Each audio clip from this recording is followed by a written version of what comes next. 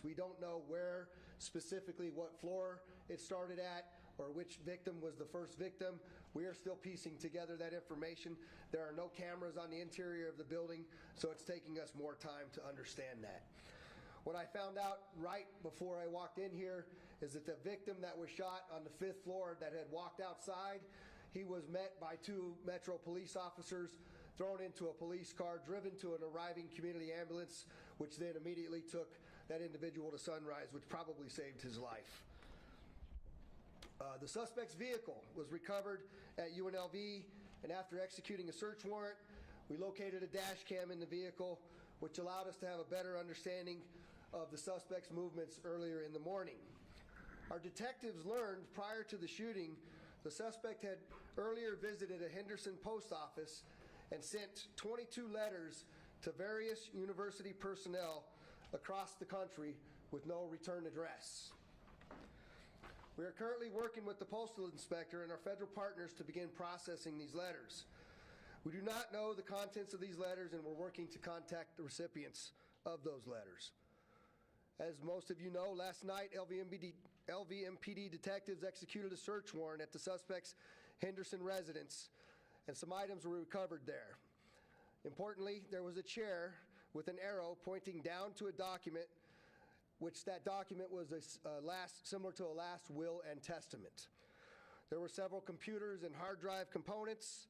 There was ammunition consistent with the same cartridge cases located at the scene, and there was a Taurus handgun box matching the handgun that he used. I want to stress that we're still learning a lot about this suspect and still trying to understand motive. We know he applied numerous times for a job with several Nevada higher education institutions and was denied each time. The suspect had a list of people he was seeking on a university campus, as well as faculty from the Eastern Carolina University. We have contacted almost everyone on those lists to make sure that they are all right. We have done that for all of UNLV and all of Eastern Carolina, with the exception of one individual who is on an international flight. We are looking into the suspect's former employees, including Eastern Carolina University, and working closely with local police in those jurisdictions, as well as the FBI. We also know the suspect was struggling financially, as evidenced by when we served a search warrant on his apartment, there was a notice of eviction taped to the front door. We believe the suspect acted alone, and we have zero indication of any other suspects at this time. Our investigators are still out at UNLV. I also have to say that when first responders, you guys can understand how chaotic this scene was. When our first responders arrived, people were running, people were hunkering down. Many people had already fled the scene, and their recollections are going to be critical to our investigators as we move forward to have a better understanding of what exactly occurred. So anyone that has information or video of what occurred inside Beam Hall at the time of the shooting or witnessed the officer-involved shooting is encouraged to reach out to the LVMPD Homicide Section at 702-828-3521 or Crime Stoppers at 702-385-5555. One additional nugget is right before we walked into this briefing, I learned that in the screening of those envelopes that we were able to intercept after going through 14,000 pieces of mail and identifying the 22 that were sent, the first letter that we opened had an unknown white powder substance in it. Our armor unit and detectives are out currently processing those envelopes, and what we're asking is that if anybody in the education world receives a letter with a no return address that is taped, we ask you to proceed with caution and contact your local authorities. Of particular attention from the ones that have been addressed are those at Carolina and UNLV. And so with that, I'm going to pause and turn it over to the UNLV Vice President of Public Safety Services and Director of UNLV Police Services, Chief Adam Garcia. Chief. Thank you, Sheriff. Good afternoon. My name is Adam Garcia, Chief of Police for University Police Services Southern Command. Yesterday, we lost members of our rebel family, and I wanted to extend my deepest condolences to the families of the victims of yesterday's incident, their friends, and our colleagues at UNLV. Our community has suffered an unimaginable loss by this senseless criminal act, and my heart breaks for the victims' families, our students, our staff, our state, and our country. The collective response and the actions of our initially responding officers no doubt saved lives. As the sheriff said, the initial calls began coming into both UNLV dispatch as well as Las Vegas Metro dispatch. The original call received by University Police was 11:44. The first officer on the scene of the incident was there within 78 seconds. Additional arriving units from Metro and UPD then entered Beam Hall, and as you saw in the video, 2 University Police detectives then confronted the suspect and engaged in a gun battle which neutralized the threat. These 2 detectives are heroes. They risked their lives in order to save countless others, and as the sheriff pointed out, in what could have been a bloodbath. I want to thank Sheriff McMahill and the Las Vegas Metropolitan Police Department, along with all of our regional partners who came to our aid yesterday without question and without hesitation. Henderson PD, Clark County School District, Boulder City, North Las Vegas, Clark County Fire, and all of our emergency medical professionals, as well as our federal partners, the FBI, Marshal Service, ATF, and DEA. We as a law enforcement community stand together, not only yesterday, but today, and always in working together to create a safer future for our UNLV and Nevada System of Higher Education students and family. While we navigate this difficult period, we will unite, we will support one another, and we will honor the memory of those who we lost. And by doing so, we will create that rebel strong spirit that is UNLV. With that, I'm going to turn it over to UNLV's president, Dr. Keith Whitfield.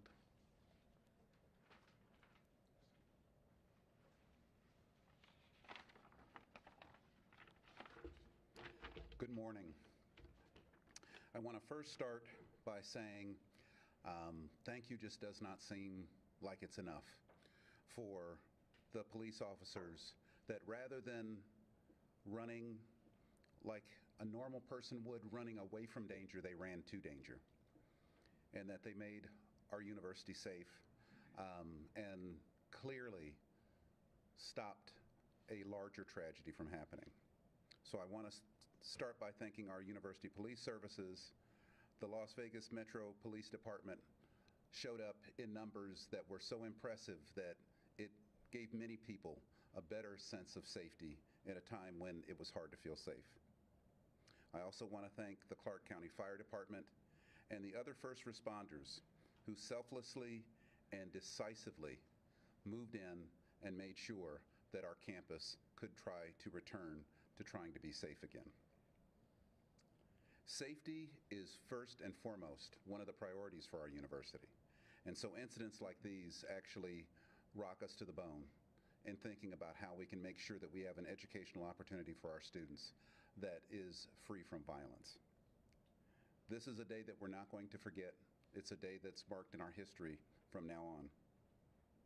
But as we go forward, we have to think about the people who have experienced this, both firsthand and I think even secondary. And we want to make sure that people feel that it's okay not to be okay. That we have provided and made sure that we have services in terms of mental health services and counseling. The Resiliency Center was set up after October 1, and it's another resource that we're coordinating with to make sure that anyone who actually needs help can get help. I have been absolutely overwhelmed by this city. I'm still relatively new. Sometimes it doesn't feel like that, but in my 4th year, I've always felt connected to this place, but I think now I have a really good reason why. It's because of the incredible support that has been offered to myself and to our university in terms of people, agencies, everything, our hospitality industry, all reaching out to see if they could find out ways to be able to help us at this time. I want to thank all of you all. I want to be able to thank our federal delegates, our Nevada commissioners, senators, assembly people. They've all reached out to try to figure out if there's any way that they can extend a helping hand. I think the helping hand comes in the form of being able to make sure that we stay together as a community. These kinds of incidents are things that can disrupt, erase, and erode the feeling of community. At UNLV, we are a community, but we're a community of Las Vegas and of Southern Nevada and of the state. And so your support is greatly appreciated and very much so needed. Lastly, I will say that moving on in the future, we are working on future plans for the university, thinking about how we will be conducting both final exams, which start next week, and how we can best do those to be able to accommodate people and where they may be and how they may feel. We're also thinking about commencement and other activities that the university is going to be doing. We'll be sharing that information in the coming days and trying to keep people as well informed as possible. With that, thank you very much, and Las Vegas, thank you. UNLV really thanks you. Thank you. And let me introduce, if I could, next up is Commissioner Jim Gibson. Thank you, President. Thank you. And Mr. President, you need to know that this community becomes stronger every time we're challenged. It's terrible that sometimes it takes challenges, even these kinds of challenges, but we are there for you, we're there for your students, we're there for your faculty, and for their families that many of us have been hearing from as they all were hoping for as much information as they could get. We want to thank your police department, Chief, and your police department, Sheriff, because it is, after all,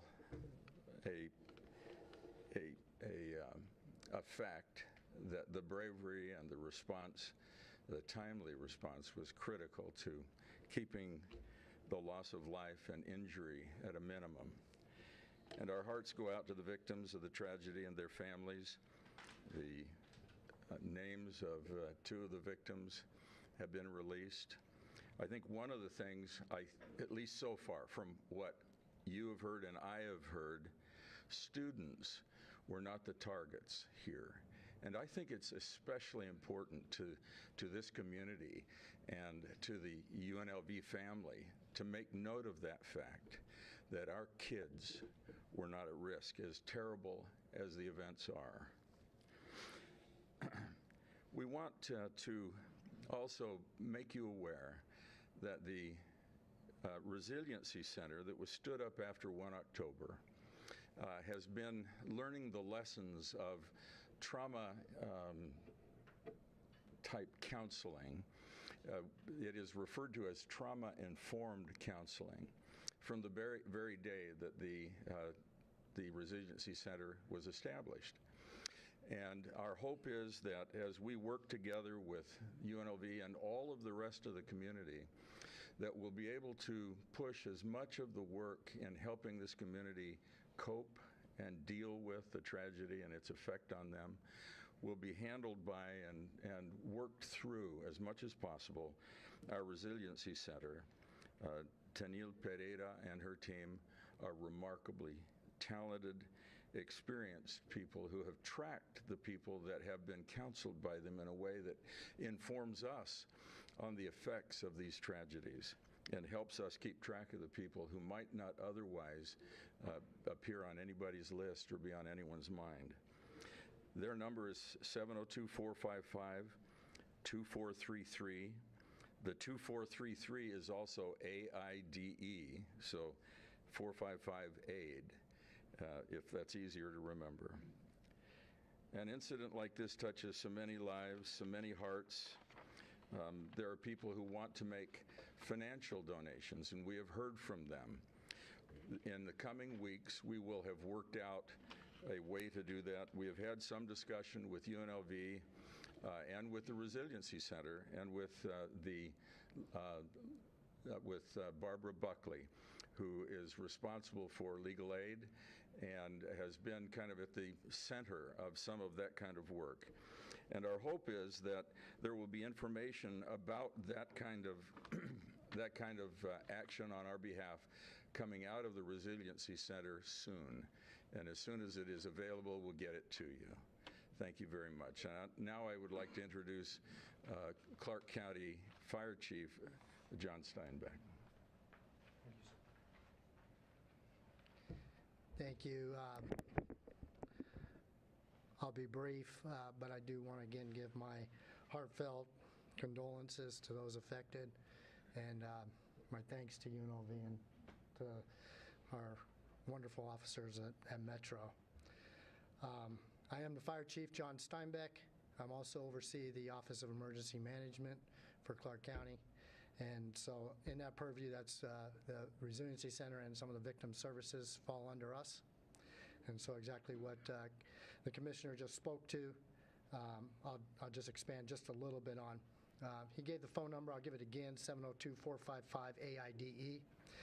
But we also have a stood-up website, facofsouthernnevada.org.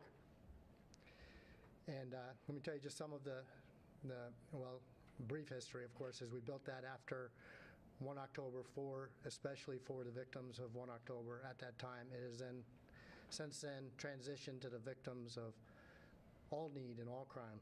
And so that way we had it ready for an incident like today. And some of those things that are available are behavioral health referrals, on-site therapists right there at the Resiliency Center, out-of-state providers, as they're not all local students, of course, sir. So some might be going back home. And the Resiliency Center can assist with that. Legal advice, and it might sound odd, but still could assist with reunification efforts, and that's not uncommon, even this far after an incident, that there could be some needs for reunification. And so the people at the Resiliency Center stand ready to do that. The other point that I want to make is we still see people from the incident from 6 years ago today, and sometimes it's the first time. So the Resiliency Center and all of these resources that we have built are not there for us to say, you need these now. They are there to be ready for when the victims and the survivors and those affected tell us that they need them. And so that's the commitment that we have, is that we're ready to go when that need arises. And whether it's today, it's next week, or it's 3 years from now. And so keep that in mind. And it'll be stood up and it'll be ready. And it's an ongoing resource.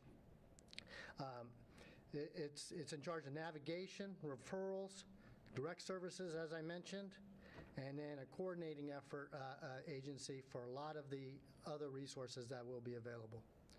So that's it. I'll turn it back over to the sheriff. Thank you.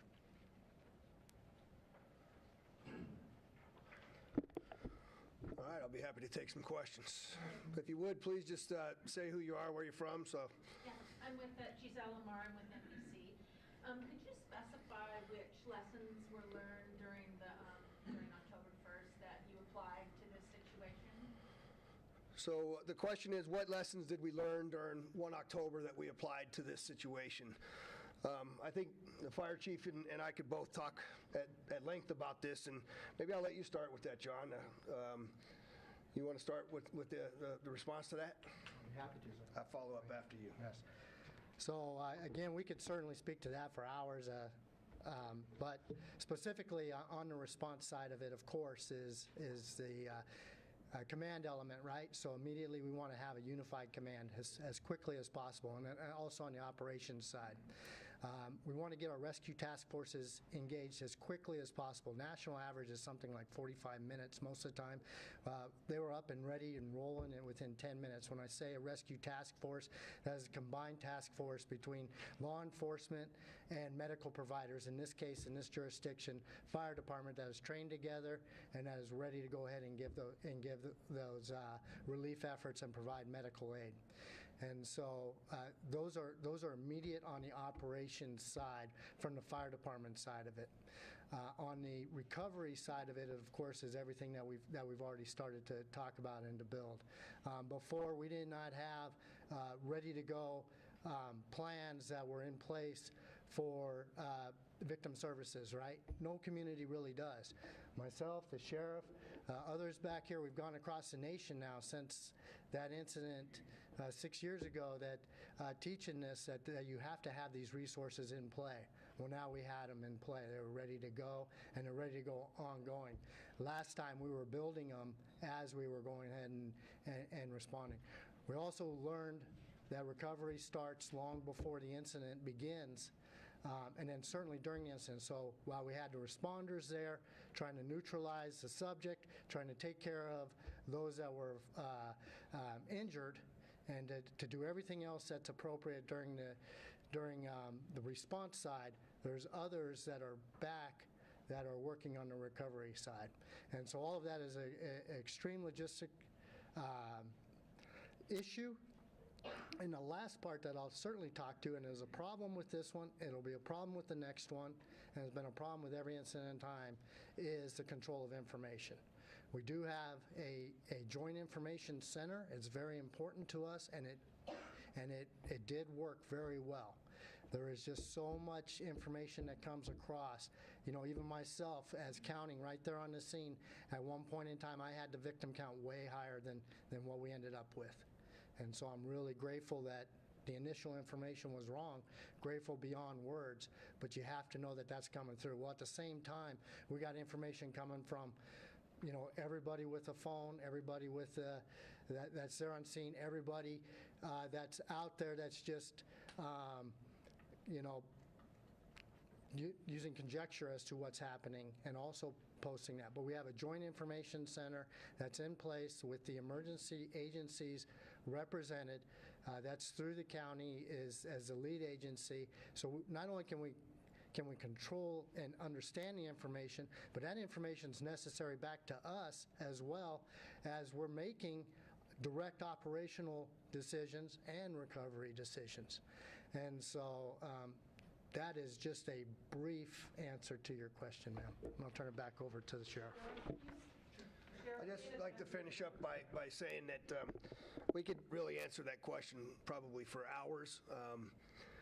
What I think was most amazing to me was that as the undersheriff and myself and the fire chief and Adam were there on scene and watching the operations of our individuals, there was seamless integration regardless of what kind of uniform you were wearing, what service that you belonged to.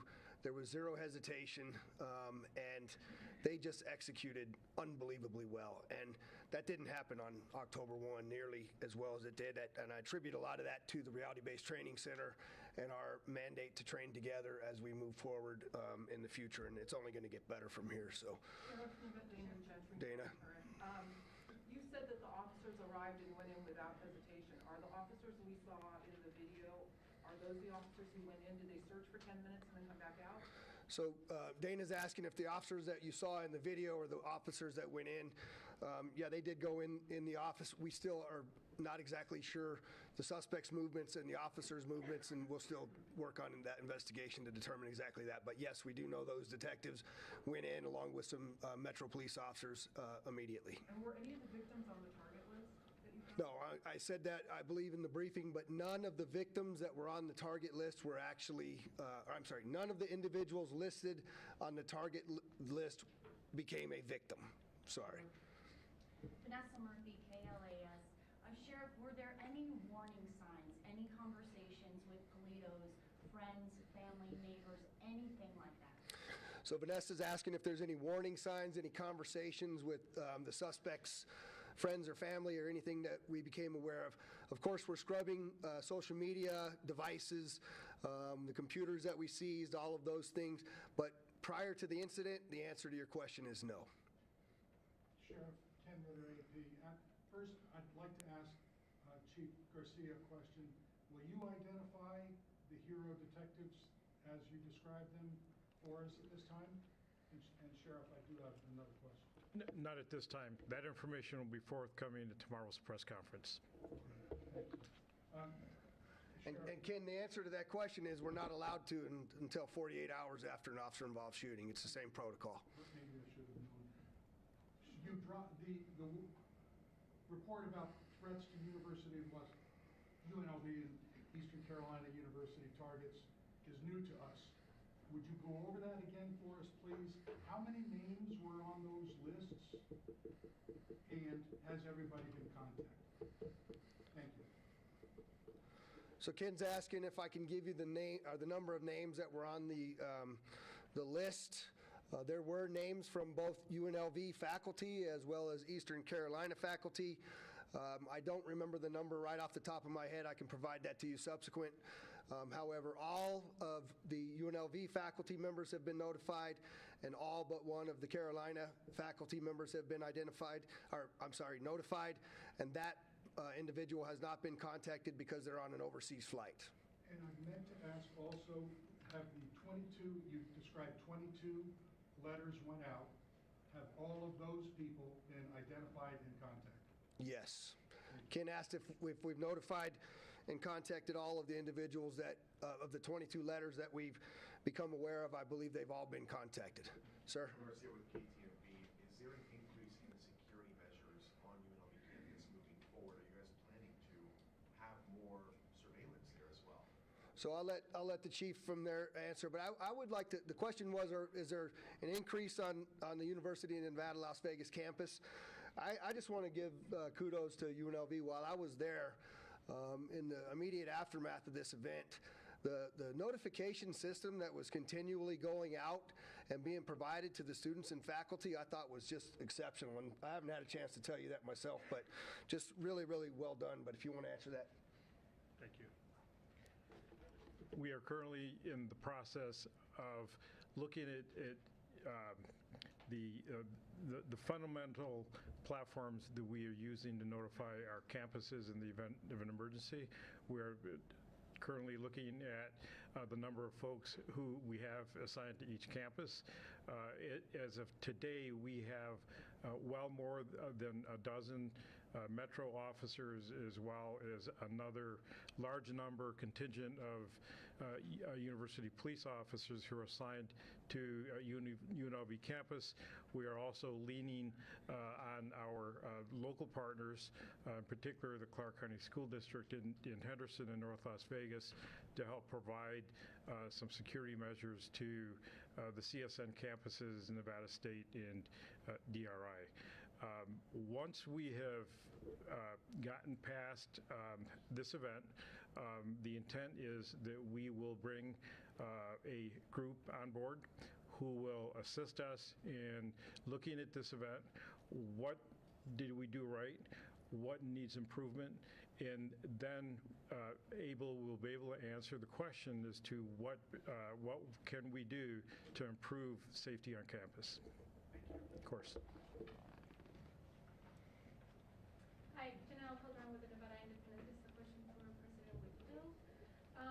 What do you think of students petitioning for UNLV to become a closed campus? So the question's for President Whitfield, and the question is, what do you think about students petitioning for UNLV to be a closed campus? President? Yes, thank you. UNLV is an urban research campus. And as you look across the country, there are some where they have quote-unquote closed the campus, and others they have not. We're going to be taking a look at that and seeing, because what I hear from fellow presidents is that they don't feel that closing the campus actually ends up becoming a deterrent. When there's an evildoer that wants to get in, and if you have any kind of access to the campus, which we're Las Vegas's university. We have to make sure that we have access for you all to come and go, and to be able to take the enrichment things that come from our fine arts, from the STEM programs for summer, all of those sorts of things. And so, as the chief mentioned, we're going to be taking a look at this incident and seeing if there's other things that we can do. I'll just say that my inclination is not to close the campus, but to see if there's other things that we can do to be able to make sure that we have other safety features in mind. One of the things that I've seen at other urban campuses, and that we do have some now, but I'm sure the chief would not turn down my offer to see if we can put more cameras on campus. And again, we're going to be looking at other kinds of protocols and things. I hate to say a horrible incident like October 1 helped, but it did actually help us think a little bit more about safety. It was amazing to see how our faculty and students actually understood how to basically hide and to be safe. They did that across campus. I think between Metro and our police officers and the fire department went across a 332-acre campus and ended up going through all of them, and they found people in places like that. They found me, actually, in places like that. And so there's other things that we can do. That step of trying to close the campus, I think we just have to be cautious to make sure that it doesn't ultimately hurt what our ultimate purpose is, which is to provide a great education and great opportunities for the citizens. Thank you. Sheriff? No, right here. Oh, Sheriff Joe Beano with Fox 5. Do you know if the gunman had any other plans of violence having made it out of UNLV? So Joe asked if I know whether the gunman had other plans of violence if he made it out of UNLV. I guess I'd start by saying I'm glad he didn't get out of UNLV. But I would answer that by saying 150 plus additional rounds of ammunition, nine additional magazines strapped. I believe that he was probably heading towards that student union, right? That student union was full of kids that were out there having a barbecue and playing Legos. And so I believe we averted a much larger tragedy by the actions of that heroic police officer. I'm going to end by saying this. There's still a lot more information. Clearly, I provided a lot of information that you did not have today. I know that you have an appetite for this information.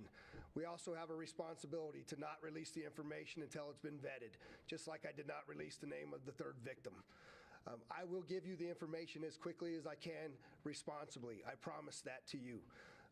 There are a number of other aspects of this investigation that we must continue to move forward. But also, I want to remind you that tomorrow we're going to mourn one of the troopers who lost his life out of the two last week. We also have a presidential visit. And so I'll be balancing that opportunity for our first responders to properly honor those that lost their lives, as well as providing you that information. So it may come in a different form than a press conference, but you have my word, we will get that information. And so I appreciate you as the members of the media. Thanks for coming. Sheriff, given that, would you tell us if Polito had a relationship with the people who were